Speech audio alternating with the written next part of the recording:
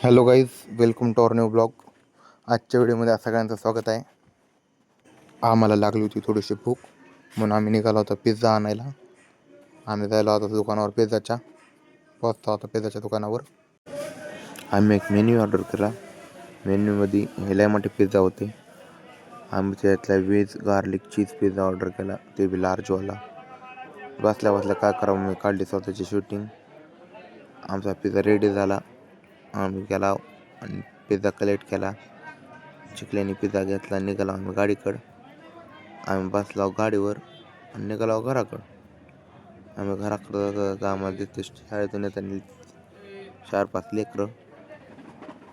आम्ही पोचला पुन्हा अण्णाभाऊ साठे चौकात. तिथून नीट आम्ही घरी गेला. मग काय, घरी गेल्या गेल्या डायरेक्ट पिझ्झा खाल्ला. बाहेर त्याच्यावर चटणी बिटणी टाकली. लय जण आलेले होते. म्हणजे चटणी बिटणी टाकून सॉस बीस लावून पिझ्झाचा आम्ही आस्वाद घेतला. पिझ्झा भारी लागत होता.